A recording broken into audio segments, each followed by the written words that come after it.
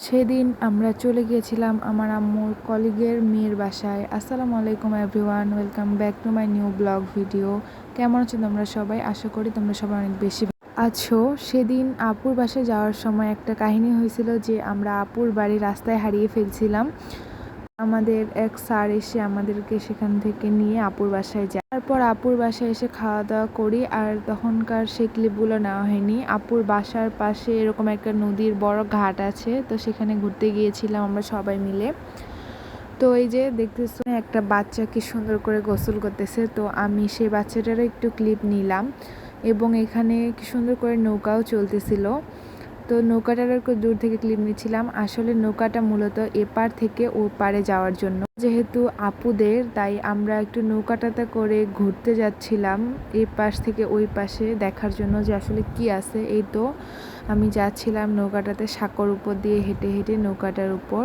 দেখো সামনে সবাই মিলে যাচ্ছিলাম, এখানে আম্মু ছিল, আরও আম্মুর কলিগরা ছিল। তো আমরা এই তো সবাই মিলে নৌকাটার উপরে উঠলাম এবং এই যে নৌকাটা স্টার্ট। এই নৌকাটাতে আমরা ছাড়াও আরও অনেকগুলো মোটরসাইকেল ছিল যারা এপাশ থেকে ও পাশে যাচ্ছিল, আবার কতজন এপাশ থেকে এই পাশে আসছিল। এই যে দেখতে পাচ্ছ, এটা হচ্ছে আরেকটা ঘাট, যারা ওই ঘাট থেকে এই ঘাটে আসতেছিল তারা এভাবেই তারা চলাচল করে। এই ঘাটের মানুষ নৌকা পার হয়ে ও ঘাটে যায়, আবার ও ঘাটের মানুষ নৌকা পার হয়ে এই ঘাটে ঘুরতে আসে। এই তো আমরা একটু ঘোরাঘুরি করতেছিলাম আর নৌকাটার মধ্যে নদীটারও ক্লিপ নিচ্ছিলাম। এটা আমার কাছে বেশ ভালো লাগছে। আর এখানে নৌকার মধ্যে দাঁড়িয়ে সবাই মিলে গল্প করতেছিল।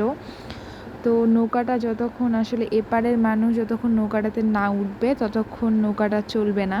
তো এই যে এখানে আমি বসে কিছু ছবি ভিডিও করে নিলাম, যেটা তোমরা আমার আগে শর্টস ভিডিওতে নিশ্চয়ই দেখে ফেলছো।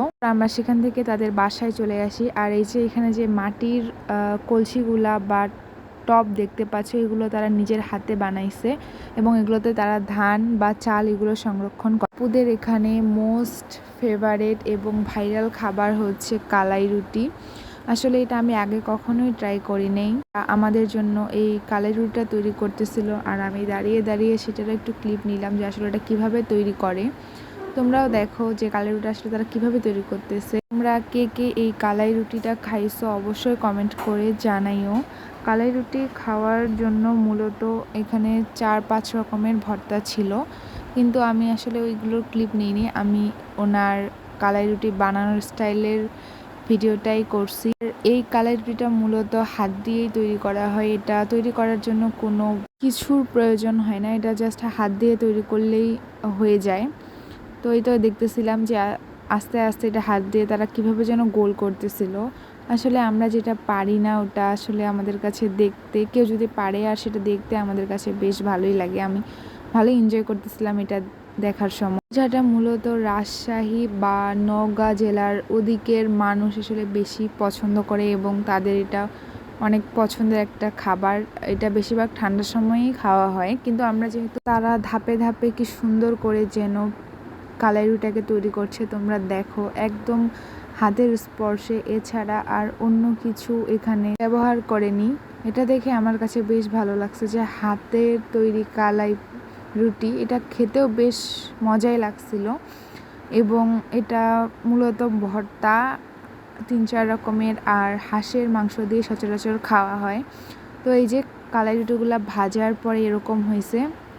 আর ওনার হাতে যে কালাই রুটিটা দেখতে পাচ্ছ তৈরি করতেছে, সেই কালাই রুটিটা তারা যে ভাজতেছিল সেটাও দেখে বেশ ইউনিক লাগছে। মানে কোনো তেল ছাড়াই আসলে এটাকে ভাজতেছিল। বেশ দেখে বেশ ভালোই লাগছে আমার কাছে এবং খেতেও বেশ মজাই লাগছিল। আমি এটা ট্রাই করছিলাম ভর্তা দিয়ে। এই তো খাওয়া দাওয়া শেষ করে আমরা আপুদের বাসা থেকে বিদায় নিই এবং বাসার উদ্দেশ্যে রওনা হই। তো আজকের ভিডিওটা এখানেই শেষ করছি। সবাই ভালো থাকবেন, সুস্থ থাকবেন এবং আমার পরিবারের জন্য দোয়া রাখবেন। আল্লাহ হাফেজ অ্যান্ড আসসালামু আলাইকুম।